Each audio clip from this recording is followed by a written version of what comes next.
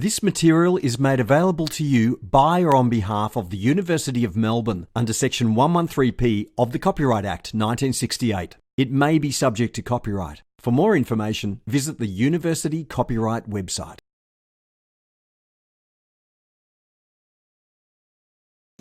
We're meeting on the beautiful and unceded lands of the Wurundjeri people of the Kulin Nation.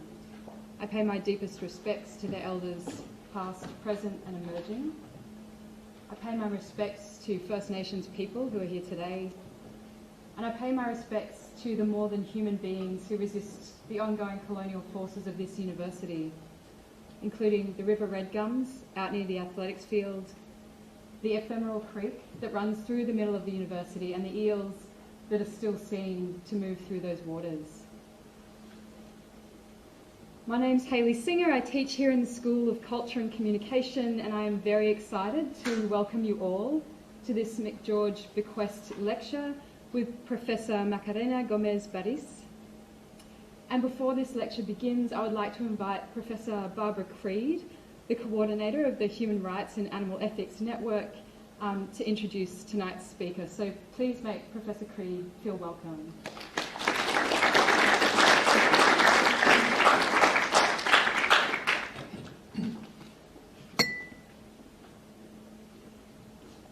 Thanks very much, Hayley. Can you all hear me at the back? Good. So it was with enormous pleasure that I introduced this evening's presentation by Professor Macarena Gomez-Barris. The talk is entitled Submerged Perspectives, Life Otherwise in the Occupied Forest and Along the Alien Ocean. Professor Gomez-Barris publishes on decolonial art praxis, colonialism, space and memory, critical geographies and social justice. She is, I think, one of the most original, creative and challenging scholars writing and speaking today. And as I said to her, I find the titles of her books alone so very inviting. From Beyond the Pink Tide, Art and the Political Undercurrents in the Americas, to the Extractive Zones, Social Ecologies and Decolonial Perspectives. In Beyond the Pink Tide, which in Spanish means turn to the left, and this is beyond the turn to the left, she examines the shortcomings of liberal democracy, a mammoth task on its own, and the so-called turn to the left, urging us to think seriously about how art and social movements have the power to remake our world. She values the politics of queerness, that is, non-normative ways of thinking and being, as a most powerful way of undermining or overturning capitalism and liberal democracy. Despite the enormous problems the world faces, and I'm sure we can agree they're legion, from colonial trauma and global poverty to prejudice and discrimination to global warming and the mass extinction of species, including possibly our own. May not be such a bad thing. Professor Gomez remains an optimist. She focuses on the power of unheard voices, the oppressed, the other, the power of art and social movements, of queer, of activists and outsiders. Having taken part a while ago now in the social protest movements here in Melbourne, and many of them at Melbourne University in the 1970s, women's liberation, gay liberation, the peace movement, I sometimes think little has changed. But when I consider the passion of many young people for change, the advances made in relation to race and gender, poverty and discrimination of all kinds, and I really believe there have been advances, and the writings of thinkers such as Macarena, my optimism returns. And then I always think fondly of my very proper British grandmother, who had a framed poem on her kitchen wall which read, and it always puzzled me as a child, "All the world is queer save thee and me, and even thee is a little queer." And so, of course, was my grandmother, I think. Professor Gomez-Barris is an extremely busy and dedicated academic. She's founder and director of the Global South Centre, a transdisciplinary space for experimental research, artistic and activist praxis, and chairperson of the Department of Social Sciences and Cultural Studies at the Pratt Institute. and she's been a Fulbright scholar. She's also author of Where Memory Dwells, Culture and State Violence in Chile. Her new book project is At the Sea's Edge, Submerged Perspectives on Oceanic Life and Extinction. Her essays have appeared in Antipodes, Social Text, GLQ, Journal of Cinema and Media Studies. So I think we're lucky indeed to have such a distinguished speaker talking to us tonight. And in addition, in particular thanks to Dr. Hayley Singer, who's organised this event with such care and commitment. So please join with me in welcoming Professor Macarena Gomez-Barris.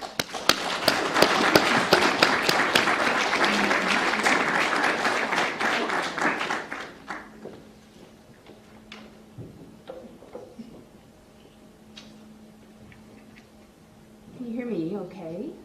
Should I put this on? Thanks. Okay, great. Good. Okay, good. Good. Good evening. How's everyone doing? Thank you for being here tonight. Thank you so much, Barbara. That was wonderful for the introduction. And I especially want to thank Hayley Singer for your dedication and for all the changes and being able to allow us and myself to be here. So thank you so much. It's a real honor to be here, and I want to thank you all for coming.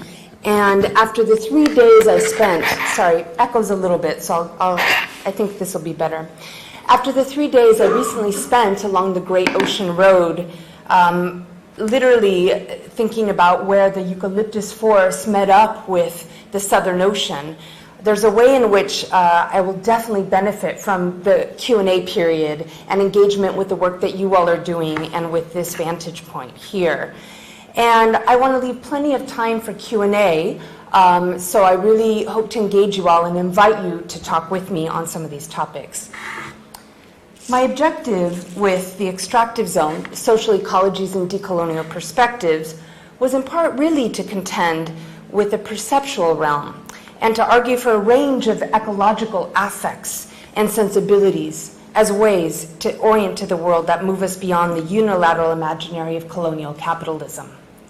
I open with a story in the book, not about the Global South, but actually in Northern California, in the Headland Center for the Arts. And I don't know if any of you have been there, but it's a former military base that's been converted for an art and activist center, as all military bases should be converted. There, I recount my meeting with May Stevens, who's a socialist painter, and whose renderings of the muck and the sediment of rivers and oceans were foregrounded in our discussions, and thinking about muck as escaping perception. In the confluence of rivers alongside the edges of the Pacific, I learned to see blurred and in-between geographies and began to theorize the occupied forest and the sea edges that I'll talk about today. May taught me to see the rich stuff of life's origin in the caca color of muck, which in the book becomes the first instance of what I call submerged perspectives. So for those of you who are social scientists and those of you in the critical humanities, the term submerged perspectives connects to a much longer genealogy. It connects to the post-colonial inheritances of the language of the subaltern, and also to Stuart Hall's focus on the emergent. We have to, I think, remain very focused right now on emergent forms, emergent formations. And in Hall's notion, it's to describe the hybrid worlds of the Caribbean diaspora. The submerged is a relational term about seeing from below or seeing differently from the dominant mode of organizing the environment. So in the extractive zones of the Global South, it's these submerged perspectives that become inescapably political. And I think they give us a language that doesn't immediately resolve back into the nation state, into the demarcations, into the boundaries of a national imaginary. So such perspectives are dialectically and maybe even tidialectically, to use a beautiful term given to us by Barbadian poet Kamal Braithwaite. They're tidialectically antagonistic to the visualities that are generated by the satellite view or the militarized and normalized dominant view organized by extractive and corporate capitalism. The extractive view reduces land and nature to commodities, and it treats indigenous territorial claims and ecologies as obstacles to wealth accumulation. This is an image of Portuguese and Spanish settlement upon indigenous territories in Paraguay and Brazil along the Macarena River, and it represents the reorganization of Guarani space and time to facilitate the mission economies and cattle ranching and dispossession. Against the overseer's logic, a submerged perspective allows us to perceive local knowledges that reside within what power has constituted as extractive zones, and I'll talk more about that in a minute.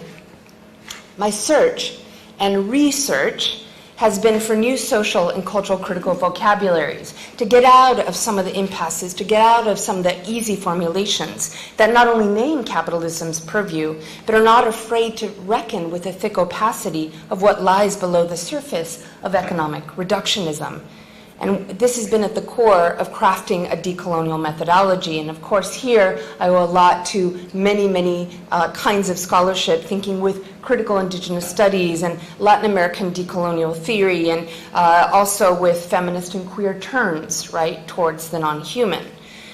But I'm most indebted to the artists I work with, who prodded me to see differently and to question what lies beneath the visible world of the extractive zone, to seek out less perceivable worlds, less perceivable life forms, and the organization of relations with them, while creating new methods that allow for this tracking.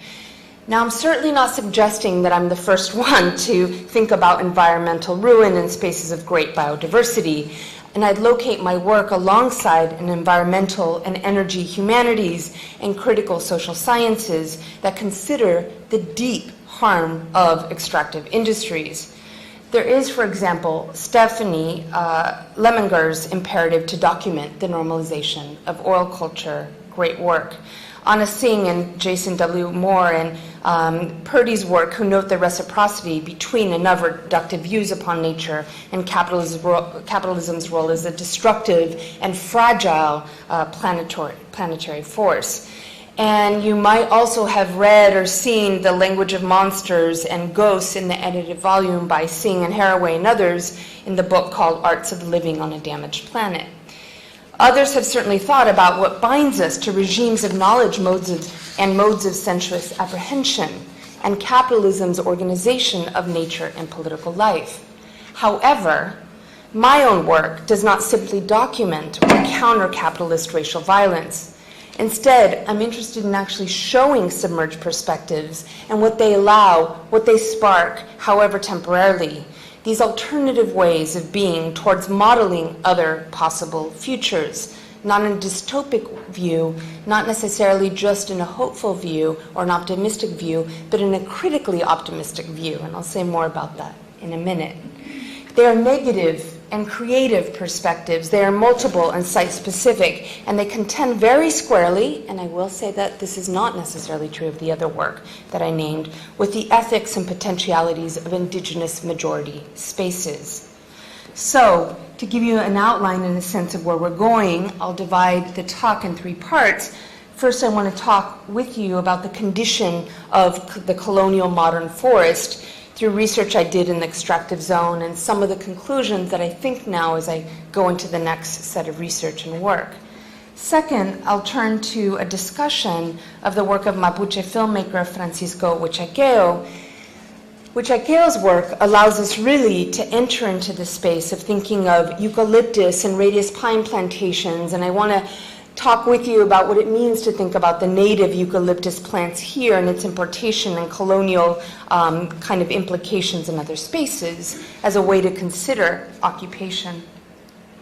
And then finally, I consider the work of mestiza artist Cecilia Vic Cunha, who's really working on reframing the category of disappearance. We often think about extinction now, but what does it mean to think about disappearance in an earlier moment, in iteration? And part of the work is to consider the histories of dispossession in northern central Chile. So the work here is to connect to a lot of work that scholars are doing now on the question of economies of dispossession, dispossession itself, and part of this is to consider the land-specific practices of refusal in relationship to indigeneity and also Afro-descendant peoples throughout the Americas, as a very general way of talking about it.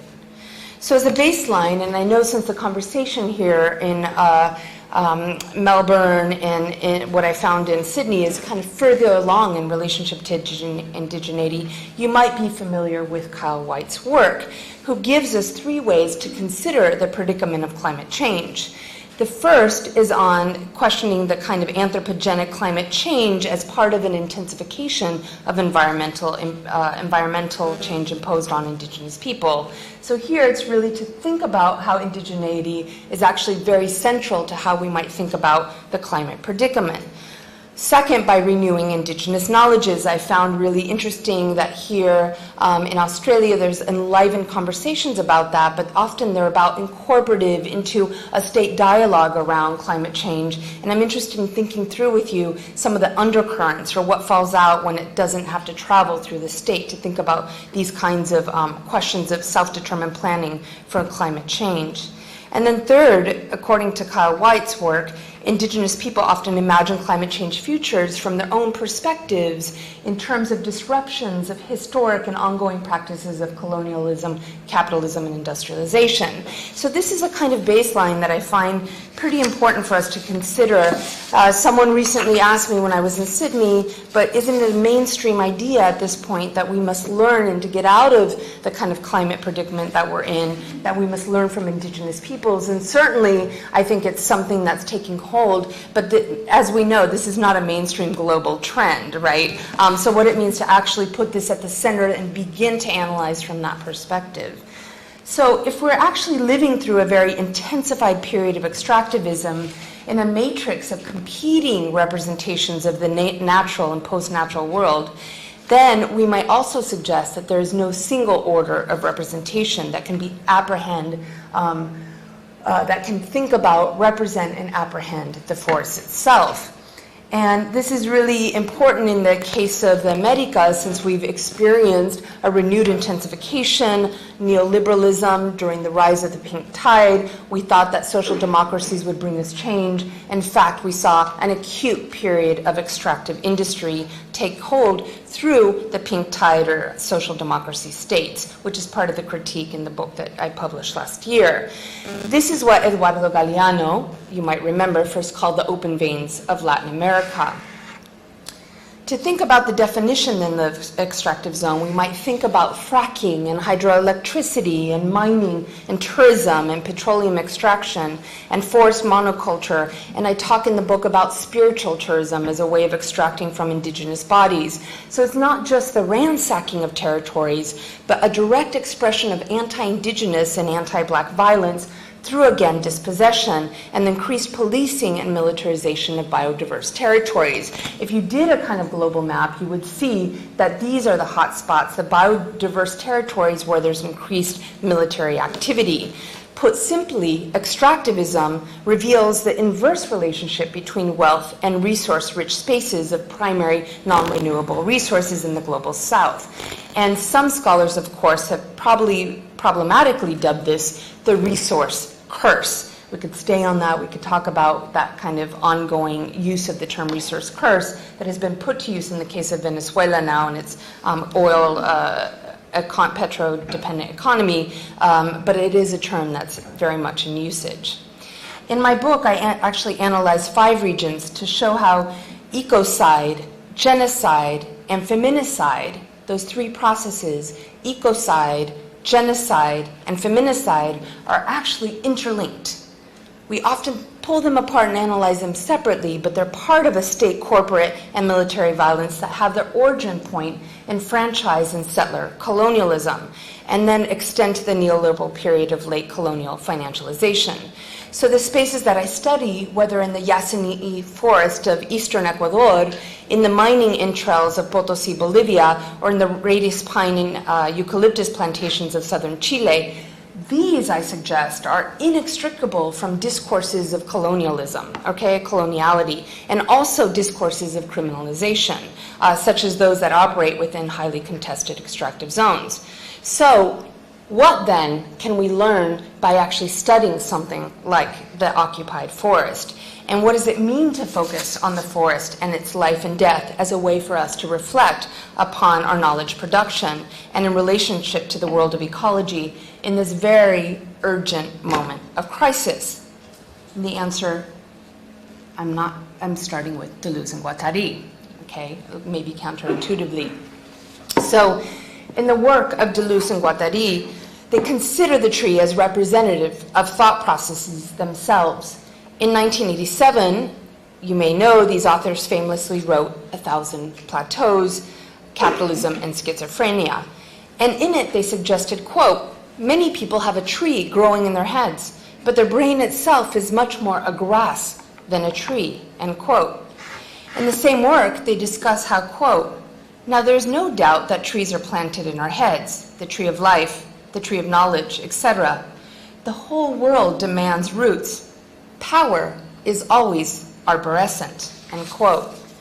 So in relation here to the vertical structure of the organization of knowledge, they state, quote, there are few disciplines which do not go through schemas of arborescence, end quote. Indeed, Deleuze and Guattari argue for deterritorializing the social strata through a disruption of the homogeneity of hierarchized knowledge. So I want to start here, not to give a lecture on Deleuze and Guattari, but to show the ways that theory, meaning-making, and representation are sometimes dependent upon unmoored theoretical claims that allow the universalization of particular kinds of metaphors, in this case of the tree, without attending to specific sites of occurrence. The native tree, after all, is not only a metaphor of the organization of knowledge or of psychoanalytic cognition, but a living, interconnected form of life under attack since the onset of colonial capitalism that you know is measured by the ice cores that evidence the effects of large-scale deforestation with the discovery of the Americas beginning in the 15th century. My point then is, what would it mean to begin with the tree of knowledge from a different genealogical story? One not concerned with the origin, one that is not concerned with the origin of disciplinary knowledge, and instead is grounded within the submerged perspectives of Southern theorizations. There is more opportunity here to think, I think, across Australia and Latin America, given that they share geological histories and biological taxa, and I'll actually ask you to make some of those parallel discussions. But as I'm talking about trees, I imagine some of you are actually thinking about this work, Eduardo Cohn's work, How Forests Think, right? Towards an anthropology beyond the human. Like my own work, Cohn writes about Eastern Ecuador, and he shows us how indigenous Quechua and the many creatures of the forest inhabit one of the world's most complex ecosystems. How Forests Think addresses the pluralistic and the unexpected modes of the living world that cannot be reduced to human representation, to moral solutions, or to other forms of reductionism. But I want to dig even deeper into this work and suggest that Cohn analyzes representation by building on the insights of Brazilian anthropology and perspectivism. And as he states, quote, I use the insights thus gained to rethink our assumptions about the nature of representation, and I explore how this rethinking changes our anthropological concepts, and I call this an anthropology beyond the human, end quote. An anthropology beyond the human seizes the representation of the natural world and its relationship to the non-human as central to this pluralistic significance or signification. So for some of you, these are going to be familiar insights for those of you working in environmental humanities. But I think it's important to think with a kind of forest methodology, if you will, that follows from Eduardo de Viveiro Castro's work and the centrality of Brazilian anthropology, because it's also a genealogy that's often erased and that even has its own detractors. So I wanted to put this in the mix of this genealogy. So though Cohn's work is present in this talk, I'm actually trying to elaborate in my own work a different point, perhaps a more radically human-centric one that both acknowledges the constructiveness of the category human as a racial category, essentially through Sylvia Wynter, right? But that also thinks with the tree in the forest as repossessable. I pause on that word. I'm not sure I want to sit, very, very long there on repossessable or resurgent. I prefer that word, resurgent. Not only as a metaphor for the library of disciplinary formations or for the classification of knowledge production, but for something else. And here enter the work of Maturana and Francisco Varela. Has anyone read this work or have heard of them? Okay, great. Or not, I don't know. So, Francisco Varela and Humberto Maturana, the kind of unsung heroes of kind of tree theory, I would suggest. 3 decades ago, Humberto Maturana and Francisco Varela theorized alternative modes of human and biological perception themselves. Their interdisciplinary collaborative work, El Árbol del Conocimiento, The Tree of Knowledge, was first published in 1984. And I'm not saying too much about this, but I would like to suggest that this was 3 years before Deleuze and Guattari's book, right? And it dealt quite complexly with the human and non-human predicament of no future, presented to us by extractive capitalism. Maturana and Varela's study subtly originates and learns from the forests of the Biobío region in southern Chile, where the ancient Pehuen tree, sacred to the Mapuche indigenous peoples, serves as a model for how they map human hermeneutics and perception. Of many aspects of the work that could be highlighted here, I want to suggest a signature insight, which is really the concern for all organisms as constitutively and autonomously reproducing circuits of living systems where there's a cognitive blurring between perceptual and actual experience. And Barbara, in her introduction, mentioned the kind of moment, right, of the early 1970s and solidarity with Chile, and one could say Salvador Allende. And supposedly some of the computational kind of dynamics and work within computational development actually goes back to the early work that Maturana and Varela did and some of the kind of socialist theorists of the time. So I think it is actually important for kind of planetary theory to think about this particular work. Part of the work, again, is a focus on perception as a crucial nexus point, and that's how I opened my lecture tonight, right? This work, I think, offers an invitation to reflection and to open a space of awareness and attentiveness. For Maturana and Varela, thought is actually an embodied act, imagine that requires representation. And representation is not a second order or epiphenomenal to the living world, but actually constitutive of it and interlinked to the affective responses of human activity. So this is the kind of interrelational moment, right? The interrelationality between the human and the non-human world that Varela considers, and how we might read the importance of experimental indigenous cultural production in the urgent now. So what I'm trying to suggest is through Maturana and Varela, we actually get a theory of the forest that also opens up a space of awareness to understand part of the experimental work of indigenous cultural production. Shifting to a way of seeing that is actually mediated through Maturana and Varela's work, and also through the forest film, anti-extractive activisms, and indigenous relationality, it seems to me we might be at the point where we can consider a perceptual method. So I want to kind of, now that I've moved through some of these works and laid out something like a forest theory that takes us back a couple decades to move us forward, right, into an archive of the future, which I'll describe in a minute, I kind of want to ground some of what I'm talking about in the work itself.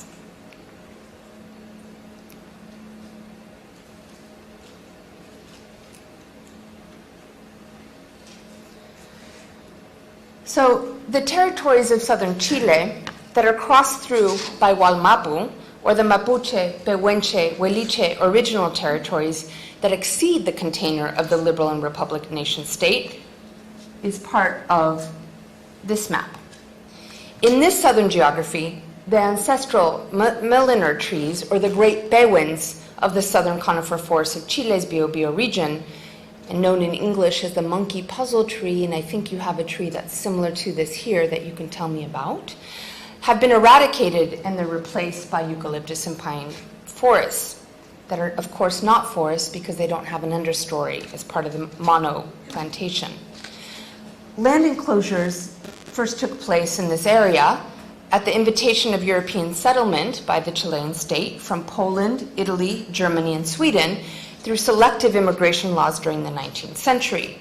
And they also took place through genocidal war called the occupation of Araucania, a military occupation represented in this haunting image of women and children survivors that actually prompted me to write this book in the first place. To consider the occupied forest, we must place this present-day war against Mapuche peoples within longer histories of war against indigeneity and a war against the forest itself, the native forest.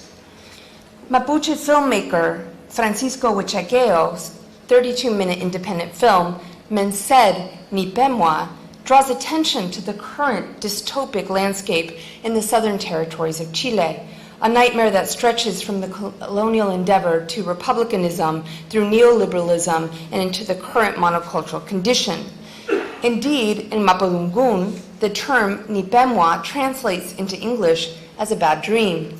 And one interpretation of Huichaqueo's use of the term in the film's title might be that the 5-century-old plus Spanish colonial nightmare persists and continues. It's not only a past remnant.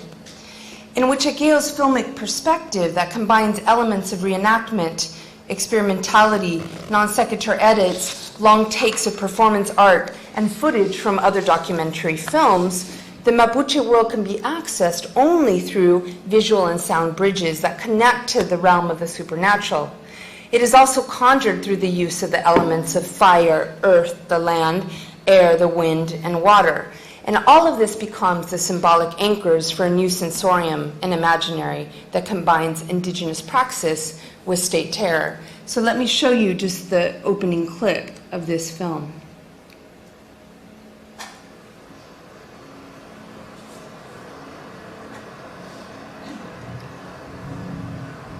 Thank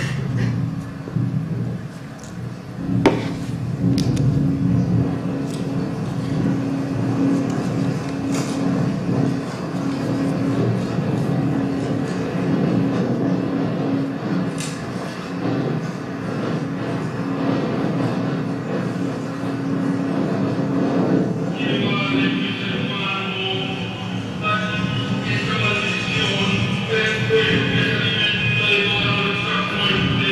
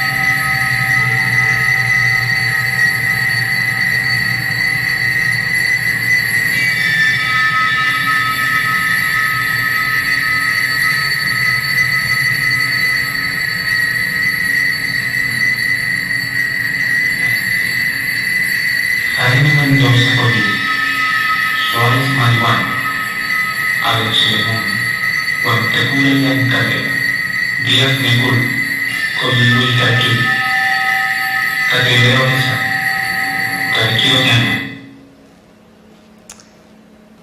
Y me barra mis hermanos la cruz, esa maldición, el fuego se alimenta de todas nuestras muertes. Tú tienes el miedo de mi morena conciencia, porque tu riqueza es mi muerte. Con pena del árbol secándose al sol nos afebramos en el pasado, pasos marcados en las cenizas sobre las cenizas. Llora tu sangre sobre tu sangre, los ancianos mueren solos. Roble, huacho, laurel solitario, pehuen, extinguido. Pinos, pinos, pinos, pinos, pinos, pinos, como llora el viento ancleta, como cuentan sus millones. Pinos, pinos, pinos, pinos, pinos. And they imprison my brothers, the cross, that curse, the fire that feeds all of our dead. You have the fear that is my brown conscience, because your richness is my death. With the fear of the tree, drying in the sun, we are interwoven with the past. Steps that are marked by the ash layered with ash, the elders die alone. Your blood cries, layered over blood. Roble, huacho, solitary laurel, extinguished pehuen. Pine, pine, pine, pine, pine, pine.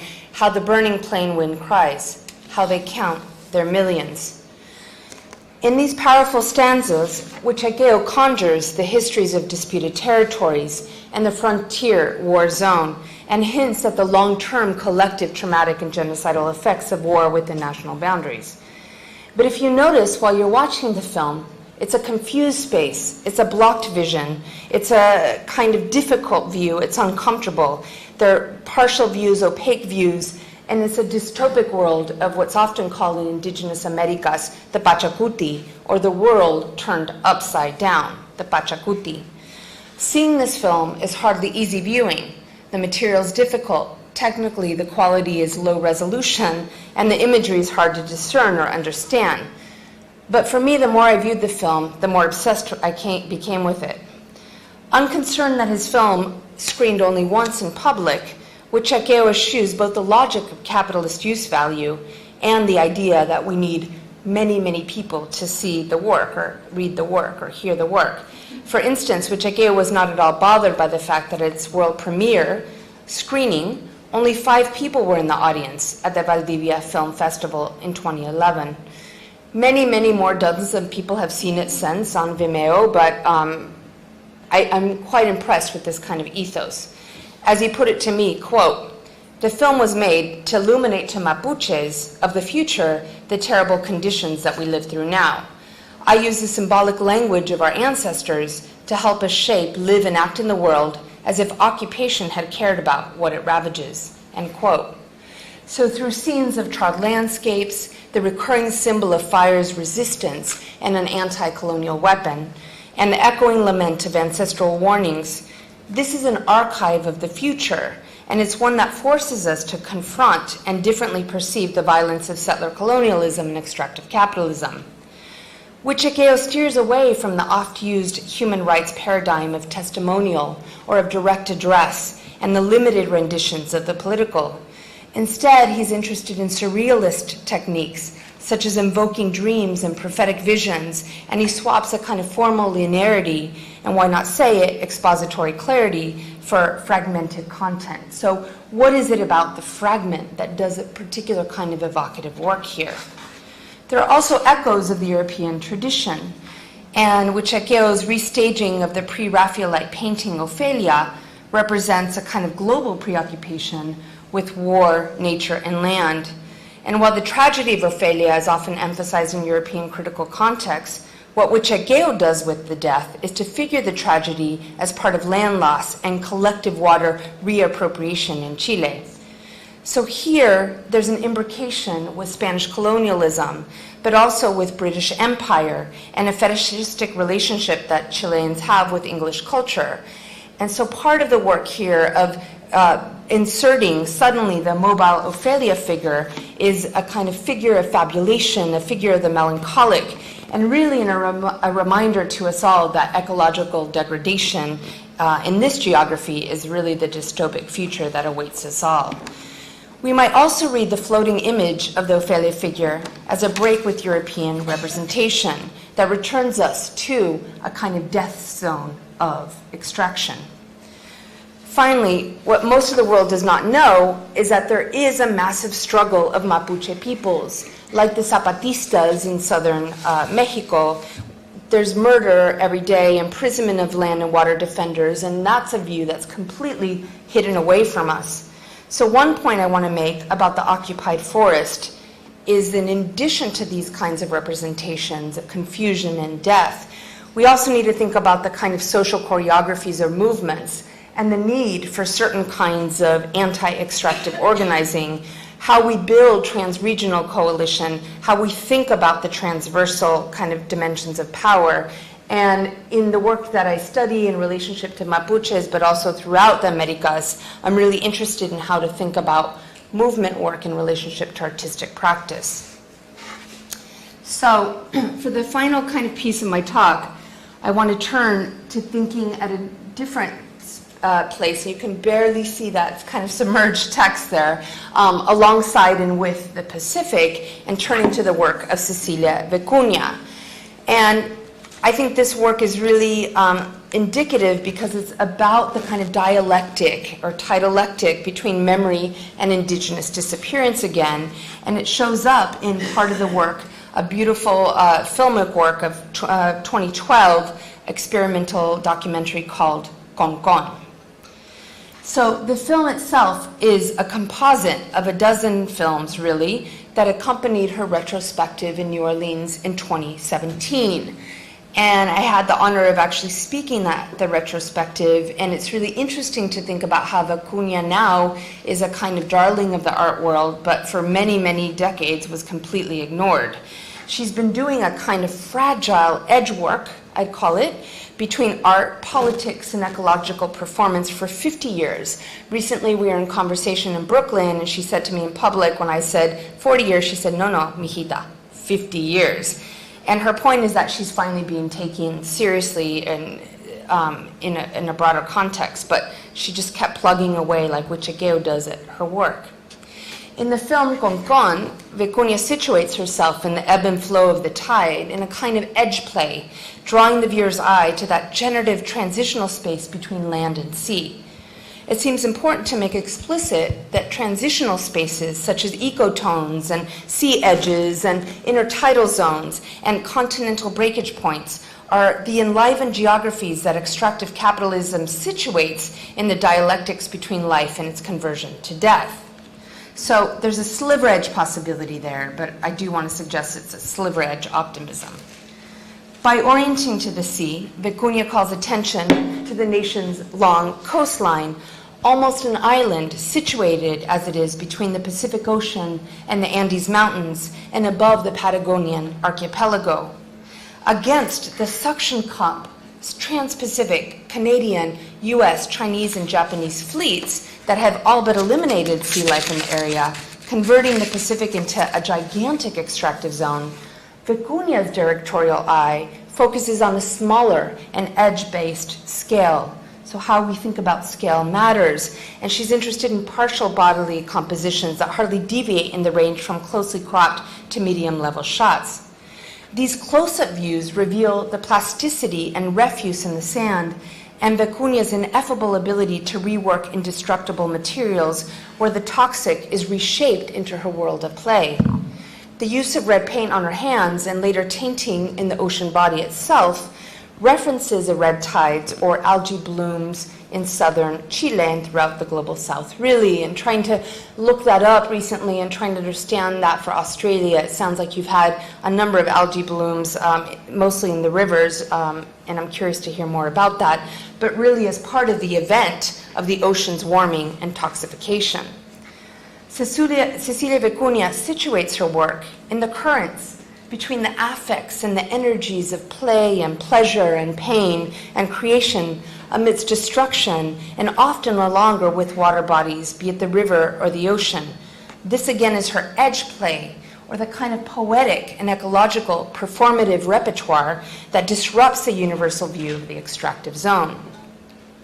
In the opening scene, Vic Cunha stunningly narrates, quote, Since childhood, I played on these beaches. One day, I felt the sea sense me.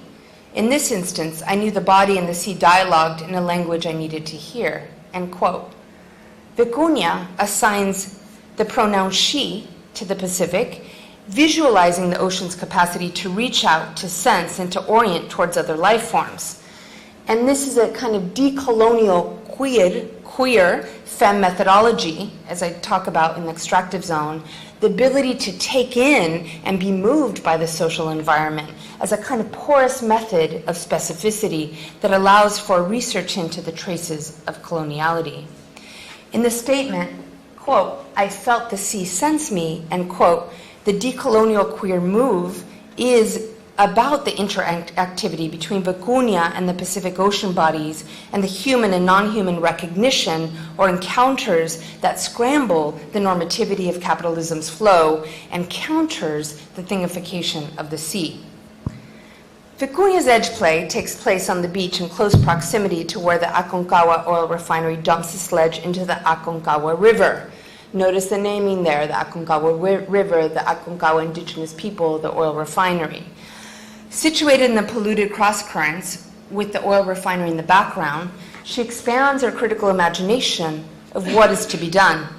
As Christina Sharp recently put it in relationship to Black life and death and the obstacles to breath, these are the industrial polluted sites where, quote, "material and metaphorical toxicity really come together," end quote.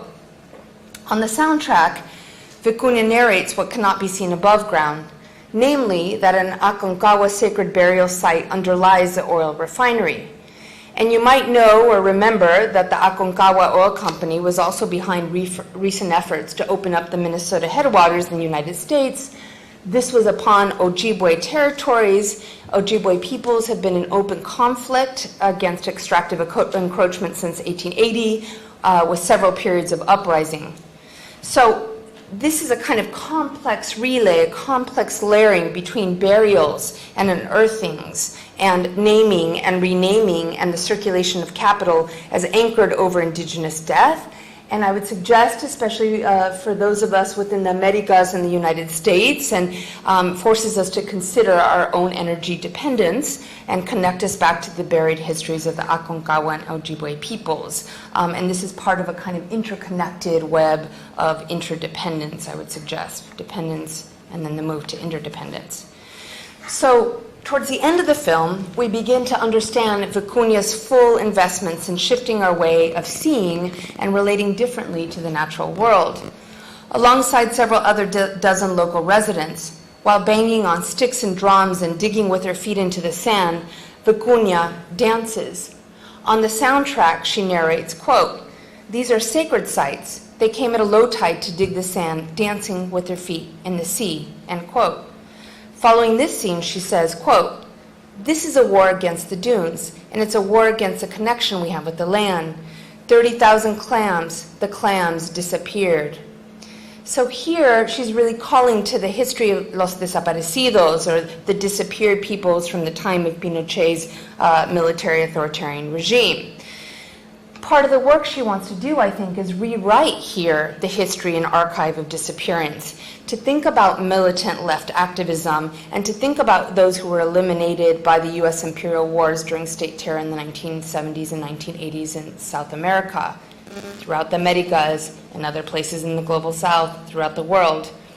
In doing so, Vic Cunha really opens up for us avenues of how to rethink and reshape historical memory, and expands for us how to understand a Cold War history of extractivism. So one of the things I want to think with you all is how this work actually opens us up to not just think this kind of recent turn towards the non-human, but how to think of longer arcs of power and extractive capitalism planetarily that maybe we've been ignoring. So it seems important then for us to understand that there's a range of forms of perception within the occupied forest and along the alien ocean. And what do I mean by the alien ocean? Well, you might know that Stephen Helmrich coins this term, and he's interested really in newly explored worlds within the deep ocean, the deep sea, ways to think about what is hidden away, what is made extinct, is how I want to think about the alien ocean, as kind of doing away with or obscuring some of these histories. So how do we think then from these submerged perspectives? What are the ways that we might continue to theorize, elaborate, imagine with such perspectives? And part of what I want to suggest is that they're always engaged again with social movement, and that this is part of what the Brazilian Paulo Freire first called critical hope, like to think and engage from modes of perception from the South that can't be captured by the dominant logic.